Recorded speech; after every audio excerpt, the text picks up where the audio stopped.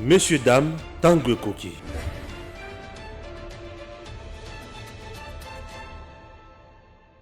Bienvenue sur notre plateau. Merci beaucoup de me recevoir ici. Voilà. Professeur, nous avons suivi tous ensemble tout ce qui s'est passé à l'Est de la République. Ce n'est pas aujourd'hui que les massacres et l'agression, en tout cas, on en a marre ici en République démocratique du Congo. Quel est votre point de vue? Mon point de vue, c'est que la souveraineté de la RDC a été violée. Nous sommes agressés par un pays voisin, un ou deux pays voisins, mais pour le moment, donc, on connaît très bien que ce sont les Rwandais qui ont agressé la RDC et qui, depuis très longtemps, se livrent à ce genre d'activités pour déstabiliser la République démocratique du Congo. Ils se sont donnés comme modus vivendi de faire en sorte que les pouvoirs à Kinshasa soient influencés par des Tutsis rwandais qu'ils ont essayé d'infiltrer dans toutes les institutions de la République, dans l'armée congolaise, dans la police congolaise, les services de sécurité, dans toutes les institutions de la République. Alors, aujourd'hui, le masque est tombé parce que au début, ils fabriquaient des rébellions en présentant ces soi-disant rebelles comme étant des Congolais. Mais aujourd'hui, le masque est tombé parce que on a attrapé certains de ces rebelles. On a trouvé que ce sont des militaires de l'armée patriotique rwandaise. Depuis très longtemps, tout le monde le savait, mais personne n'osait le dire. Donc, les soi-disant rebelles sont des Rwandais que Kagame envoie sur le sol congolais pour déstabiliser la RDC afin de créer ce climat d'insécurité qui lui permet de piller les ressources naturelles de la RDC. Mais le M23 ne dit pas clairement qu'il est soutenu par le Rwanda. Également, le Rwanda aussi, il dit qu'il est innocent, il n'est pas derrière ce mouvement de rébellion. Quand vous attrapez un voleur, est-ce que vous avez besoin qu'il vous dise qu'il est voleur? Donc, on connaît exactement qui ils sont. On les a attrapés. Ce sont des militaires de l'armée patriotique rwandaise. Kagame a toujours joué ce jeu de mensonges-là. Vous vous rappelez que ce monsieur-là est au pouvoir depuis deux décennies littéralement. Il est arrivé au pouvoir comment? En tirant sur l'avion qui transportait le président Habyarimana. Et c'est à partir de là qu'il a créé ce climat d'insécurité au Rwanda où les Tutsis et les Hutus se sont affrontés et il en a profité pour devenir président de la République. Il n'a jamais admis cela. Depuis 1996, il a soutenu le président Laurent Désiré Kabila, qui l'a accompagné jusqu'à Kinshasa. Et au passage, on a fait combien de morts? 10 millions de morts. Donc Kagame est habitué à ce jeu de mensonges-là, où on tue sous son leadership et il n'admet jamais, et on ne va pas s'attendre à ce qu'il puisse accepter aujourd'hui qu'il a commis tous ces crimes-là. Moi, je pense que nous sommes arrivés donc au point où il faut que le Congo en tant que pays ait comme vision de pouvoir rétablir de l'ordre sur notre territoire national. Pour rétablir de l'ordre, nous devons nous assurer qu'au Rwanda, il y a un régime qui est un régime amical, pas un régime ennemi comme celui de Paul Kagame. Et pour le faire, nous devons considérer d'aller au-delà simplement de défendre notre territoire en combattant les rebelles. Et quand ils fuient, ils vont au Rwanda, nous on s'arrête aux frontières. Nous devons avoir pour mission aujourd'hui, ou ambition, de poursuivre ces rebelles, les chasser de notre territoire, et quand ils vont au Rwanda, nous entrons sur le sol rwandais pour pouvoir les attraper, et attraper même Kagame et le ramener ici, le juger, le condamner. Et à ce moment-là, je pense que le Congo pourra avoir donc la paix. Comment vous pesez Kagame en termes politiques sur le plan africain? Je crois que c'est un monsieur, on a bâti autour de lui un mythe, mais en réalité, il ne représente pas grand-chose. Je vais vous dire quoi, il dirige un petit pays. Le Rwanda fait 26 000 km². C'est comme la commune de Bandalungwa. Le Rwanda a une population de 12 millions d'habitants. Kinshasa a plus de 15 millions d'habitants. Nous sommes plus grands que le Rwanda. Alors, 26 000 km², ça entre dans combien la RDC? Combien de fois? Nous sommes 2 342 000 km² de terre. Alors, par conséquent, le Rwanda, c'est un petit pays. C'est comme un quartier donc du Congo. Mais ils ont bénéficié du fait que pendant longtemps, il n'y avait pas un leadership acceptable en République démocratique du Congo. Et la communauté internationale a été complaisante en les laissant faire, en utilisant donc le passage par le Rwanda pour exploiter les ressources naturelles de la RDC. Aujourd'hui, ce masque-là est tombé. Toute la communauté internationale se trouve devant une réalité. La réalité, c'est laquelle? Le régime de Kagame, c'est un régime terroriste. Ce qu'il mène sur le territoire congolais sont des activités terroristes. Et la communauté internationale qui combat le terrorisme, les États-Unis d'Amérique, l'Union européenne, le Canada, l'Angleterre et consorts, ils sont mis devant leurs responsabilités. Vont-ils continuer à soutenir un régime terroriste qui est connu comme tel, qui soutient le M23 pour déstabiliser un État indépendant qui est la République démocratique du Congo, ou bien ils vont réaliser la réalité aujourd'hui. Et la réalité, c'est de se mettre du côté de la vérité. La vérité, c'est que c'est la RDC qui est agressée. Nous ne sommes pas le pays agresseur. Nous sommes agressés. Nous nous défendons contre un régime terroriste, celui de Paul Kagame, et nous demandons que la communauté internationale se mette de notre côté pour en finir avec ces terroristes. Ça fait plusieurs années. Félix Tshisekedi, depuis son accession au pouvoir, il a effectué plusieurs voyages. Aujourd'hui, c'est quoi les retombées de la diplomatie agissante? Bon, ça, il faut poser la question au président de la République et à son équipe. C'est à eux de justifier donc ce qu'ils ont ramené dans ces voyages-là. Mais je constate ont été appréciés par plusieurs politiques. Non, moi je ne veux pas faire l'évaluation de ces voyages-là pour dire qu'il a ramené ça ou qu'il n'a pas ramené ça. C'est à lui et son équipe. Je ne fais pas partie de son équipe. C'est à lui et de son équipe de pouvoir justifier cela au peuple congolais. Mais tout ce que je constate, c'est que quand on a beaucoup voyagé dans beaucoup de pays, on doit s'être créé des amis. Et il y a certains amis parmi les pays qui se disent des amis, des partenaires stratégiques. C'est quand on est en difficulté comme aujourd'hui, que le pays est menacé, attaqué par un pays agresseur, qu'on peut voir qui est réellement donc notre ami. Je demande au président de la République d'appeler tous ces gens qu'il a visités pendant les voyages et on va voir quel est ce pays-là qui va se mettre à aider le Congo, non pas simplement financièrement, mais aussi militairement, pour que nous puissions venir à bout de ces rebelles qui ont envahi la République démocratique du Congo. Donc la diplomatie n'a pas payé? Je n'ai pas dit ça. Je dis simplement qu'il faut lui poser la question, lui et ses équipes. Il faut que ses équipes justifient ce qu'ils ont récolté pendant les voyages qu'ils ont effectués à travers le monde. Pourquoi? Parce que si on a des amis et que ces amis ne peuvent pas venir donc en aide, je pense qu'il ne faudrait pas qu'on les appelle véritablement des amis. Il y a même, j'ai entendu le mot partenaire stratégique. Il y a certains grands pays qu'on appelle partenaires stratégiques de la République démocratique du Congo. Je voudrais comprendre le contenu de ce partenariat stratégique. Qu'est-ce que cela veut dire? Parce que si ce sont des partenaires stratégiques, la stratégie de la RDC aujourd'hui doit être de rétablir la paix, la sécurité. Donc, il faut que ces partenaires stratégiques viennent au secours de la RDC pour nous aider à venir à bout de ces rebelles. J'ai vu par exemple la Belgique, le roi des Belges est venu ici. Il était ici, ouais. Il a dit que la Belgique était prête à pouvoir aider le Congo sur le plan sécuritaire. Je voudrais qu'on soit plus clair. Voilà. Cette aide-là veut dire quoi? Est-ce que moi, j'attendrai les choses suivantes. Un, des contributions financières, parce que le roi des Belges a reconnu qu'il y a eu beaucoup d'abus de la Belgique vis-à-vis de la RDC pendant la période de la colonisation ou avant cela. Normalement, il fallait passer par la réparation. Il faut qu'on arrive à réparer ce mal-là. Ah ouais. Le regret ne doit pas être simplement donc de dire « Oh non, je suis désolé, donc j'ai fait mal, donc pardonnez-moi ». On n'est pas dans l'église catholique ici. Donc, il faut maintenant que les regrets soient accompagnés de réparations et qu'on mette en place des commissions pour évaluer les dégâts qui ont été commis et à notre population, mais aussi à l'économie congolaise et qui est paiement de ces amendes-là, de ces réparations-là. Ça, c'est la première portion, par exemple, de ce que j'appellerais donc l'aide de la Belgique à la RDC. Mais deuxième portion, ça doit être une assistance militaire. Assistance militaire en termes de formation, par exemple, de nos officiers supérieurs de l'armée, de la police. La Belgique est bien qualifiée pour nous donner ce genre d'assistance militaire-là. Mais au-delà de cela, ça peut être aussi une assistance militaire en termes d'équipement. La Belgique a des moyens pour donner à la RDC des avions de guerre, des bateaux de guerre, des chars de combat, des munitions, des armes, tout ce qui est équipement.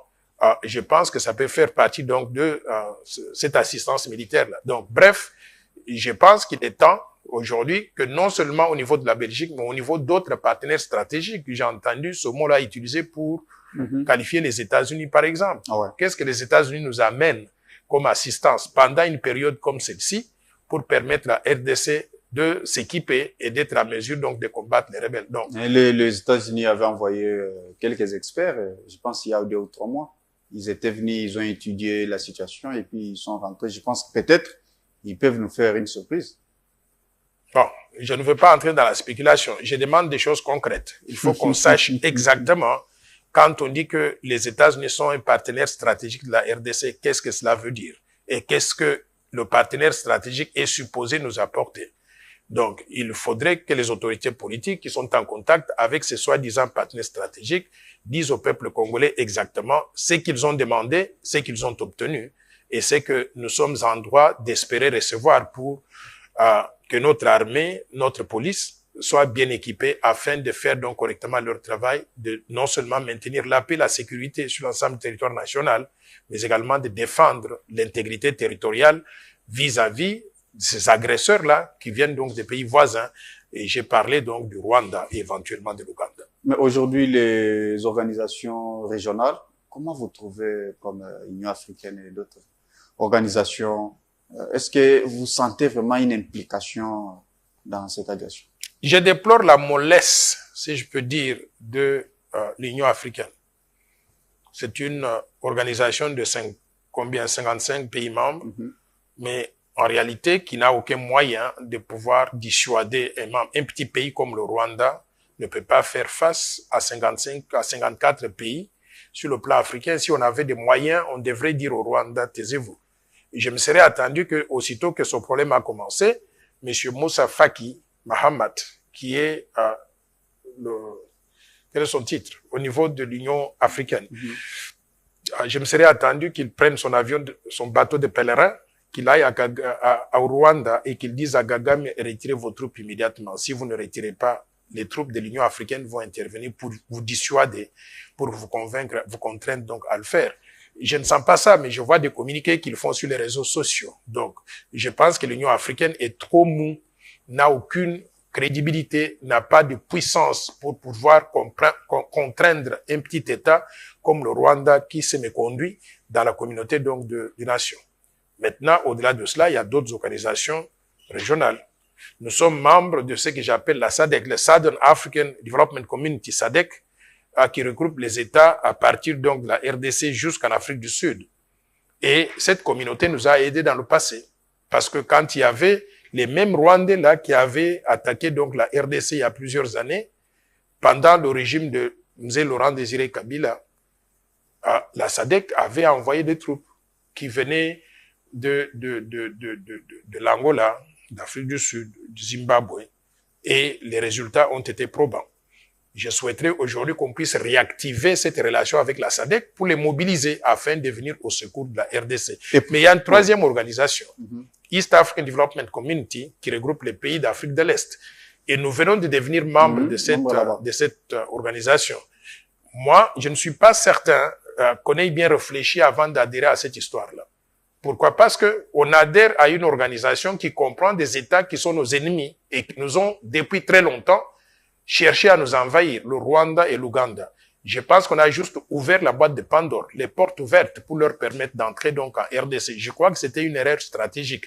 Et je demande aujourd'hui, si je me suis trompé, je demande aujourd'hui que les États membres de East African Development Community, la Tanzanie, le Kenya et tous les autres, je demande aujourd'hui qu'ils puissent publiquement condamner le Rwanda et qu'ils puissent publiquement engager des troupes au sol pour contraindre le Rwanda à quitter le sol de la République démocratique du Congo. Sinon, ça ne vaut pas la peine qu'on continue à faire partie donc d'une organisation hypocrite qui nous apporte pas grand-chose, mais bien au contraire, qui constitue simplement un couloir pour ces agresseurs-là de venir entrer, de justifier leur présence légalement sur le sol congolais.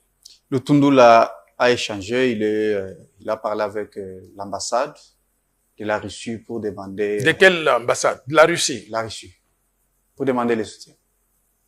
Mais c'est une très bonne chose. Moi, je pense qu'à ce stade ici, nos amis sont ceux qui vont venir au secours du peuple congolais et de la défense de notre souveraineté, de l'intégrité territoriale.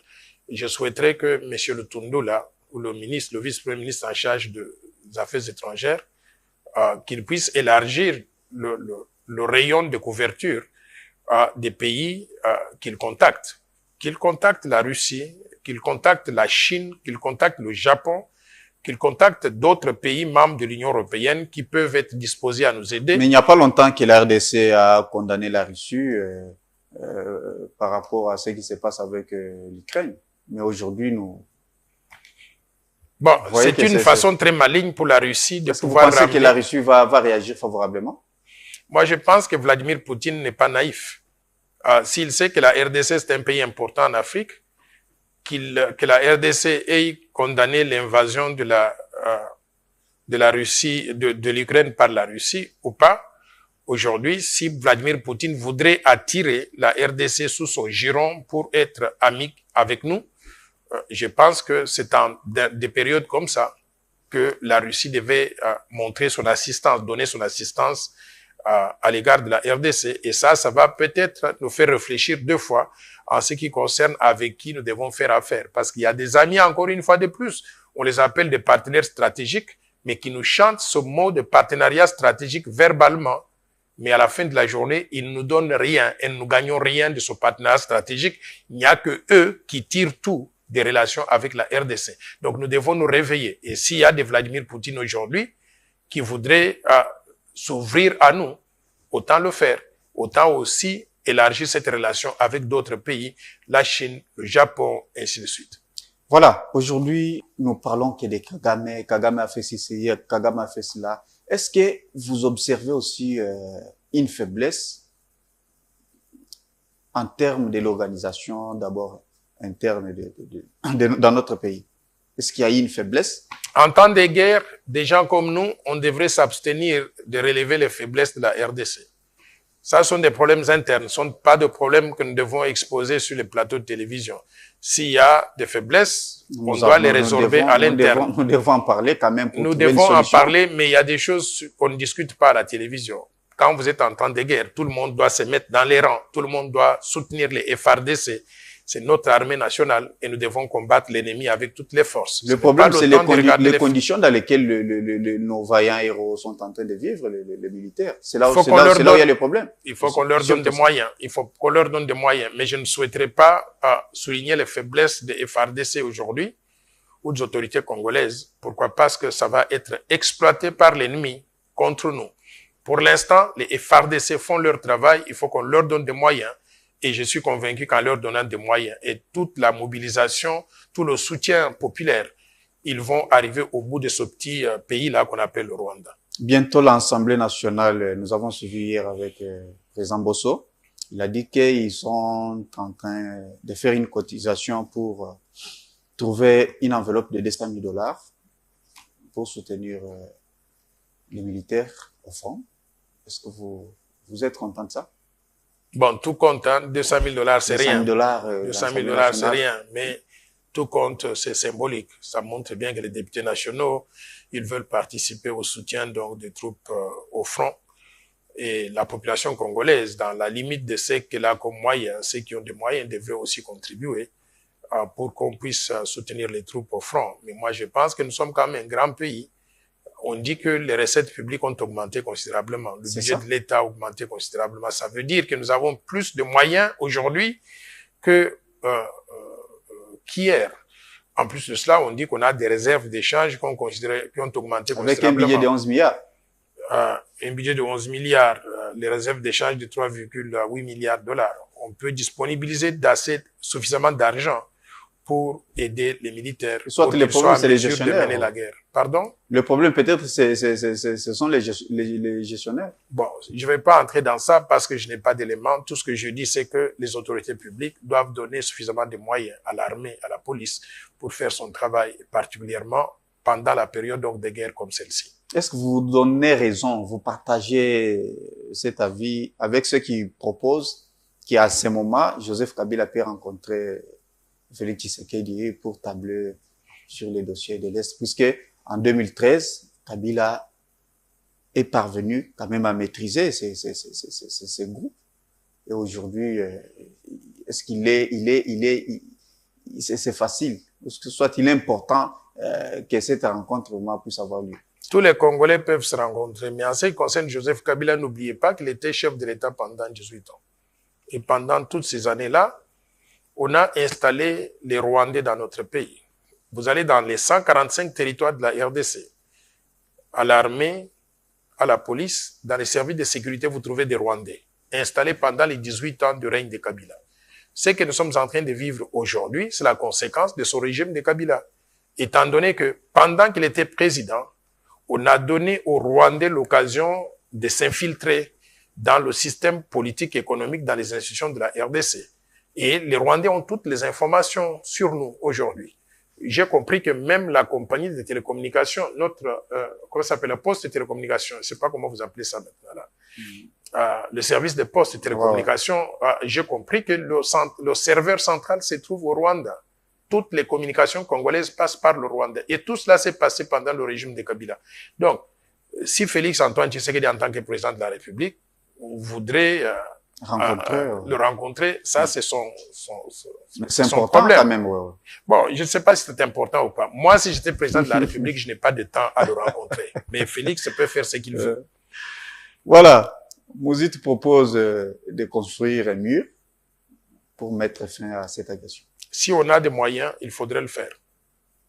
Parce que la blague a trop duré. Si on a des moyens. Mais je ne crois pas que le Congo soit en mesure de le faire aujourd'hui. Pourquoi pas? Nous pouvons, on n'a pas de moyens. Il y a d'autres priorités de développement. Mais si on a des moyens, pourquoi pas? Il faudrait le faire. Waouh. Voilà. Nous avons suivi le fils de Museveni qui a tweeté hier. Il a voulu aussi rencontrer Félix Tshisekedi. Moi, je pense qu'en tant que pays, nous devons nous faire respecter. Le fils de Museveni n'est pas Museveni. Ok? Il se met au même niveau que le chef d'État de la République démocratique du Congo. C'est comme si Museveni était au-dessus et en dessous, il y a Félix Tshisekedi et le fils de Museveni qui sont au même niveau.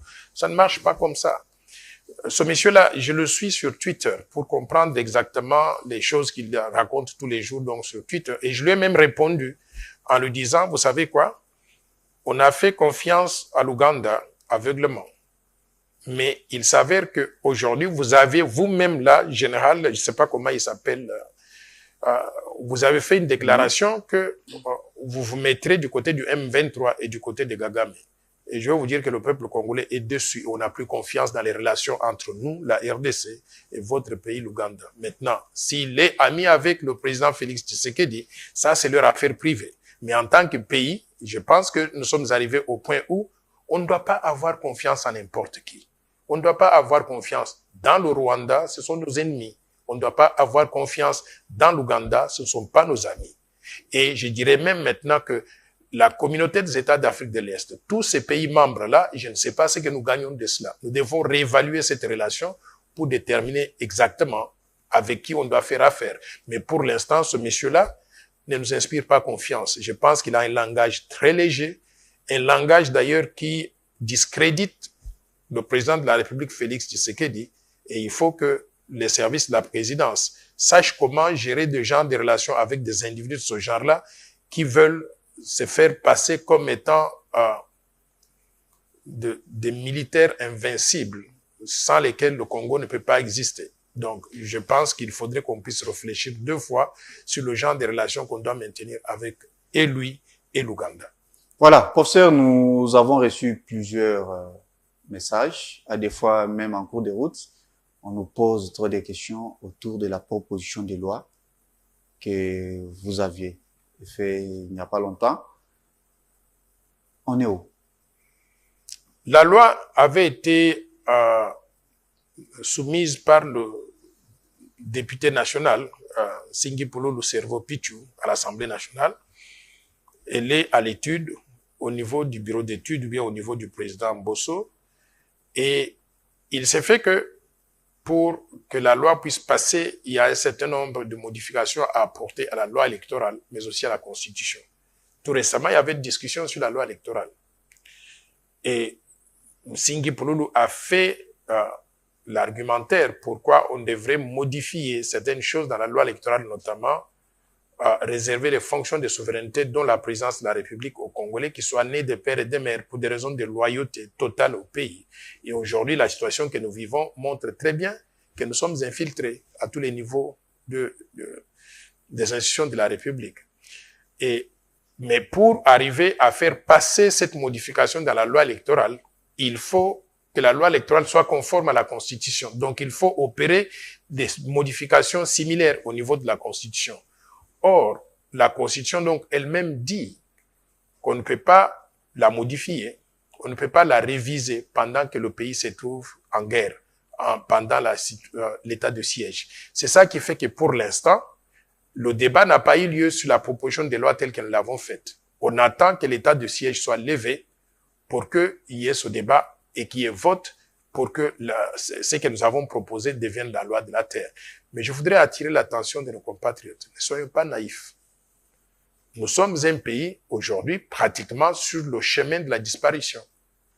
Nous sommes en train d'être envahis par le petit Rwanda et l'Ouganda. Nous devons faire attention. Pourquoi? Parce que si on ne protège pas certaines fonctions de souveraineté, ce pays demain va être dirigé par le fils de Museveni ou bien par un Tutsi rwandais qui peut venir donc du Rwanda. Vous êtes accusé que c'est une loi qui avise certaines personnalités politiques congolaises. La loi, elle est impersonnelle. Et si les Congolais continuent à réfléchir comme ça, c'est qu'ils n'ont pas compris, ils ne voient pas le danger que nous avons. Aujourd'hui, nous sommes en face d'un danger, que ce pays soit dirigé par un étranger, par quelqu'un qui n'a aucune loyauté. Je vais vous dire une chose. Actuellement là, tous les leaders politiques congolais sont concernés par l'invasion rwandaise des territoires congolais. Tout le monde s'est prononcé contre ça. Mais regardez parmi les politiciens, il y en a qui ne peuvent même pas pointer du doigt le Rwanda. Pourquoi? Parce que ils sont mariés aux gens qui sont des Rwandais. Pourquoi? Parce que ils ont eux-mêmes des accointances avec le Rwanda. Ils sont d'origine rwandaise. Ils ont un pied dedans, un pied dehors. Je donne l'exemple. Monsieur Vincent Kariga, il a dit que sa mère était congolaise. Et que lui-même a été congolais pendant 32 ans. Et soudainement, on le nomme ambassadeur du Rwanda en RDC.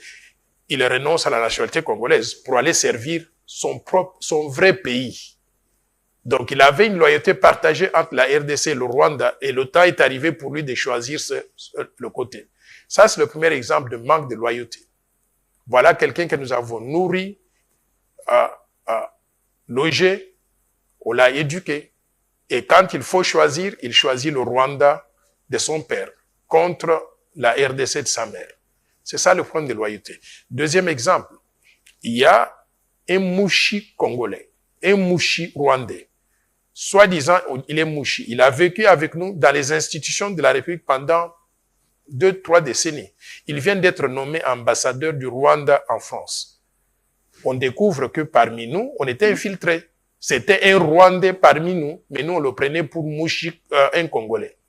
Voilà un problème de manque de loyauté à l'égard de notre pays, ou double loyauté. Loyauté au Rwanda, loyauté à la RDC. Et quand il faut choisir, il a choisi le Rwanda de son père. Troisième exemple, Paul Kagame lui-même. J'ai vu sur les réseaux sociaux, voilà. Je n'ai pas de preuves, mais j'ai vu cela sur les réseaux sociaux. On a lu. Il dit que sa mère est locale de la province orientale de Kisangani, voilà. Et que son père est Tutsi. Mais s'il est vraiment congolais, il va causer 10 millions de morts aux Congolais.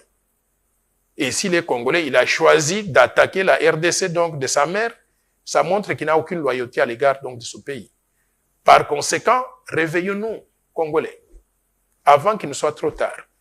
Mettons en place cette loi pour protéger le peu qui nous reste, pour nous assurer que le Congo sera toujours géré par l'un d'entre nous, c'est-à-dire les ayants droit, les Congolais qui sont de père et de mère. Et quelles sont les fonctions qu'il faut verrouiller pour s'assurer que le pays est protégé? C'est pas beaucoup de fonctions. Une centaine. Président de la République, président du Sénat, président de l'Assemblée nationale, les hauts magistrats de la République, le gouverneur de la Banque centrale du Congo, le président de la Commission électorale nationale indépendante, le premier ministre et les ministres régaliens, c'est-à-dire défense, justice, affaires étrangères, intérieures et finances. Voilà. Et au-delà de cela, les gouverneurs des provinces, tous les gouverneurs des provinces, l'administrateur de l'ANER, de l'Agence nationale des renseignements, le directeur de l'Agence de migration. Ces postes-là, quand vous totalisez, vous faites le total, ça fait à peu près 100 postes. Mais c'est pas beaucoup sur une population donc de 107 millions d'habitants. Vous savez, aux États-Unis d'Amérique, sur 350 millions d'habitants, au moins 100 millions de postes et 100 millions d'Américains sont exclus des postes de souveraineté. Vous pouvez tout faire, mais vous ne pouvez pas accéder à cela. Il y a des grandes personnalités comme le Henry Kissinger, Arnold Schwarzenegger, ou bien Madeleine Albright, très brillants, très distingués, avec beaucoup d'expérience.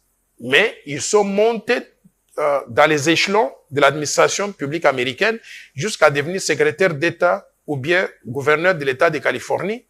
Et à partir de ce moment-là, on leur a dit, vous ne pouvez plus aller au-dessus. Alors, ils ont fait cela pour des raisons évidentes, pas pour viser un individu, mais plutôt pour protéger les intérêts du pays. C'est ce que je vais faire aussi avec mon pays. Il faut que les Congolais comprennent ça. Et chaque fois qu'on met ça sur la table, il y a des voleurs là qui ont détourné des fonds publics, qui payent des journalistes, qui payent des gens pour raconter des histoires sur les réseaux sociaux, donc dire que non, il est contre nous parce que nous sommes des métis, parce que nous sommes des ci, des cela. Mais les rois des Belges étaient ici, avant qu'ils ne partent. En 1960, le 30 juin, il y avait des métis ici. Pourquoi on n'a pas donné le pouvoir aux métis? On a donné le pouvoir aux noirs, nègres que nous sommes, qui étaient des pères et des mères.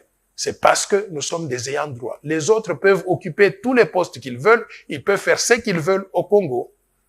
Mais les fonctions de souveraineté, cette centaine de postes-là, c'est réservé aux Congolais nés de pères et de mères congolais. Les G13 avaient rejeté cette proposition de loi. Je ne veux pas parler d'eux, je ne connais pas qui ils sont, mais je vais vous dire simplement ce sont des politiciens. Je vais vous dire simplement que à l'Assemblée nationale, là, on trouve à boire et à manger. Comment ça? Il y a des vrais Congolais qui sont purement et simplement en train de défendre les intérêts de la RDC. Il y a des gens qui sont achetés pour faire le travail de mercenaires pendant qu'ils sont dans notre Assemblée nationale.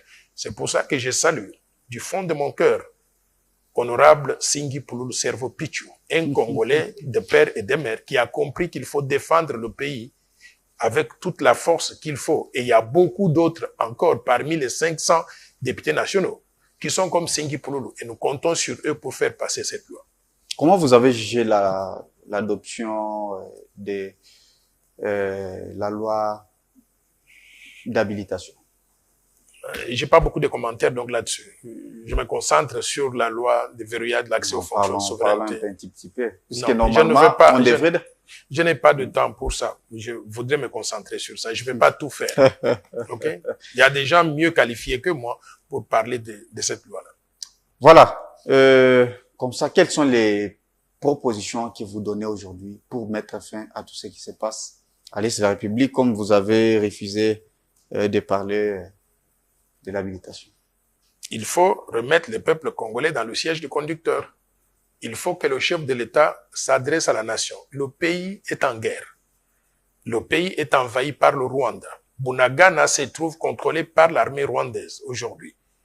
Il est tout à fait incompréhensible que le chef de l'État ne s'adresse pas à la nation pour dire voici la situation, voici ma vision et voici comment nous allons procéder pour arriver à libérer tout le territoire national et qu'on puisse chasser donc ces Rwandais, qu'on les poursuive jusque chez eux. Alors, je demande au chef de l'État d'assumer ses responsabilités en faisant cette adresse à la nation. Professeur Tchani, si vous étiez président de la République, comment vous allez faire à ce moment? Lorsque je serai président de la République, je vais vous dire une chose, que gare aux petits pays voisins qui séjournent de la RDC. Parce que s'il y a un petit pays qui séjourne de nous et qui pense qu'on va juste chasser les infiltrés de son armée qu'on place sur notre territoire et on va s'arrêter aux frontières, gare à lui. Parce qu'on va frapper sérieusement un de ces pays-là jusqu'à pouvoir arrêter son chef de l'État, le ramener chez nous, le juger, le condamner, le mettre en prison, comme les Américains l'avaient fait avec Manuel Noriega du Panama. On est allé le capturer là-bas, il menaçait les États-Unis. Les Américains sont allés l'arrêter, le ramener en prison à Miami, le garder là-bas pendant pratiquement 20 ans. Et il vient de mourir il n'y a pas longtemps. Et qu'est-ce qui nous manque aujourd'hui de frapper comme vous? Qu'est-ce qui nous manque? C'est une question de vision. Ma vision à moi, c'est d'un grand Congo qui ne se laisse pas intimider par un petit pays. Est-ce que vous avez été déjà une fois à côté du chef de l'État pour lui présenter peut-être tout ce que vous dites aujourd'hui? Le chef de l'État, il est conseillé par beaucoup de conseillers. Il a des conseillers chez lui, qu'il paye pour ça. Il a un gouvernement qu'il paye pour ça. Et il n'a pas besoin de mes conseils. Je ne suis pas payé par le chef de l'État et je n'ai pas le temps. Non, en tant que Congolais, non, en tant que Congolais, si vous êtes réellement un vrai patriote, peut-être vous pouvez chercher comment lui rencontrer, puis lui présenter. Nous sommes 107 millions, nous sommes 107 millions de Congolais. Vous pensez que tous les 107 millions de Congolais doivent aller trouver le chef de l'État pour lui donner des idées? Est-ce que vous avez déjà essayé?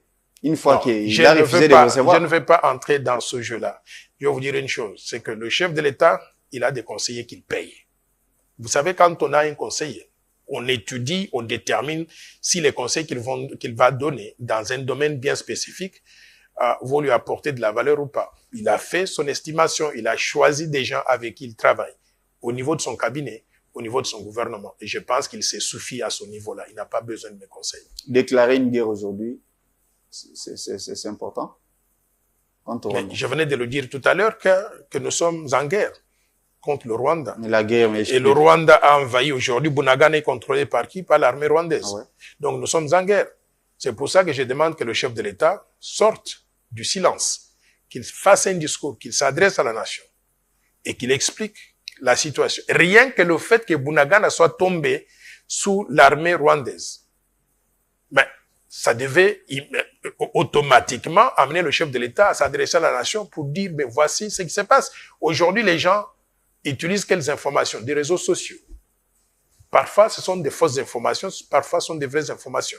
Mais nous avons besoin d'entendre du commandant suprême des forces armées congolaises, du président de la République, du garant de l'intégrité du territoire national, du défenseur numéro 1 de la souveraineté nationale. Nous avons besoin d'entendre, oh, voilà la situation, il y a une portion du territoire qui est contrôlée par les étrangers et quelle est la voie que je propose. Nous allons suivre pour arriver à restaurer donc l'intégrité territoriale. Donc je demande au chef de l'État d'assumer ses responsabilités et de s'adresser à la nation. Wow.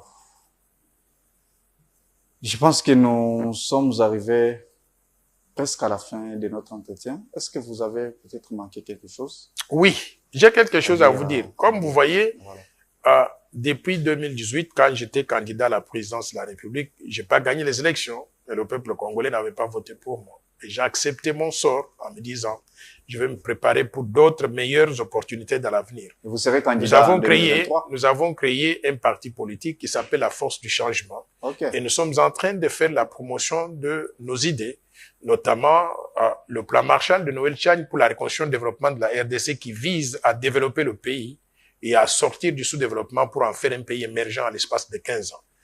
Pour arriver donc à le faire, nous devons défendre la souveraineté nationale, l'intégrité territoriale. C'est dans ce cadre-là que j'ai proposé la proposition de loi Tchani de verrouillage de l'accès aux fonctions de souveraineté nationale et aussi d'irrévocabilité de la nationalité congolaise d'origine.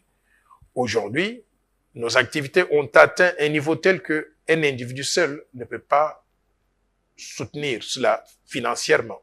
Je demande des contributions de tous ceux qui voudraient se mettre avec nous pour qu'on puisse donc faire de cette vision une réalité afin que notre pays retrouve donc le salut. Est-ce que vous organisez déjà des activités? Dans ces conditions, on a organisé par exemple la semaine dernière deux conférences. Une conférence à l'IFASIC avec les étudiants de l'IFASIC où je leur ai proposé présenter cette loi, mais la semaine dernière, on a présenté aussi la loi aux étudiants de l'IPEN. Aujourd'hui, j'étais supposé parler à l'UNIKID, mais il y a eu un contretemps sur le plan logistique. Donc, nous passons d'une université à l'autre, d'une province à l'autre. Nous demandons des soutiens financiers de la part de ceux qui peuvent, pas des voleurs, pas ceux qui ont détourné les fonds publics, mais les Congolais qui ont un peu de moyens, ils peuvent contribuer en donnant à ces deux numéros de compte que je vais vous donner. Ah ouais. M-Pesa, c'est plus 243 82 00 00 988. Je répète, plus 243 82 00 00 988.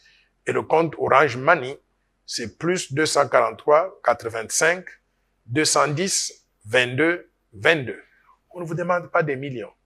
Si vous avez $5, envoyez. Si vous avez $10, envoyez. Tout fait nombre. Et particulièrement, on demande à nos compatriotes de la diaspora. Cette loi que nous proposons va vous profiter en premier. Notamment, si on introduit le principe de l'irrévocabilité de la nationalité congolaise d'origine. Vous tous qui êtes dans la diaspora, qui vous avez acquis des nationalités étrangères, vous redeviendrez des Congolais parce que vous avez perdu la nationalité congolaise. Donc la loi va dans l'intérêt de tout le monde. S'il vous plaît, contribuer financièrement donc à soutenir nos efforts. Je pense que ça va nous aider à faire encore davantage par rapport à ce que nous faisons bientôt les élections 2023. Noël Tchani sera candidat? Je vais annoncer au moment approprié. On n'est pas pendant la période de guerre. S'il vous plaît, concentrons-nous sur la guerre et mettons-nous tous ensemble pour que nous puissions en venir au bout de ces rebelles-là à l'est de la République. Mais je vais vous dire une chose, que d'ici la fin de l'année, nous allons analyser la situation et on va faire une annonce publique pour dire au peuple congolais, voici ce que nous avons décidé, si on va être candidat ou pas. Mais pour l'instant, je vais vous dire une chose, c'est que mettons-nous ensemble, défendons la République, parce que la priorité pour nous, c'est un Congo uni, un Congo qui mobilise tous ses enfants en cas de guerre, pour pouvoir éliminer cette menace-là sur notre sécurité.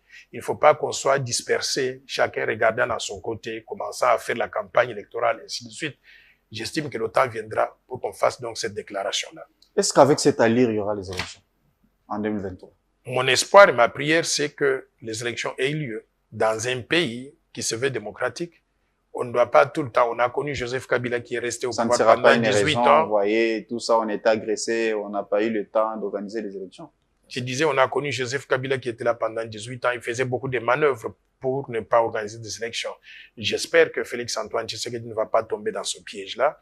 Ma prière, c'est que les élections aient lieu comme prévu en 2023 pour qu'on puisse avoir une nouvelle législature et une nouvelle mandature au niveau de la présidence de la République et que le pays puisse continuer donc à fonctionner normalement. Terminons avec le concert de Wenge organisé, prévu le 30 juin, au moment où, à l'Est, il y a eu beaucoup de morts, le pays est agressé. Est-ce qu'il est important de fêter au moment où nos confrères et nos compatriotes de l'Est ne sont pas à l'Est? Moi, je crois que c'est une question légitime que vous posez. Parce qu'ils sont soutenus. Derrière, il y a même les politiciens là. En tout cas, derrière eux, il n'y a pas moi. Moi, je ne soutiens pas donc des choses de ce genre-là. Je considère que quand nous sommes en guerre, nous sommes en guerre. Et on ne peut pas être un pays où les gens dansent pendant qu'on est en train de détruire donc la souveraineté du pays, de perdre certaines portions du territoire. Par conséquent, je voudrais faire appel à nos autorités de réfléchir 2 fois sur la tenue de ce concert-là. Ce n'est pas nécessaire à ce stade ici. Je voudrais qu'on se concentre sur la guerre que nous devons mener contre la mobilisation qu'on doit faire contre le Rwanda pour en arriver au bout donc de nos peines de ce côté-là. Mais avoir la guerre avec des gens qui meurent. J'ai vu des gens à Bunagana en train de courir dans la rue et nous à Kinshasa, on va être en train de danser avec Wenge Muzika.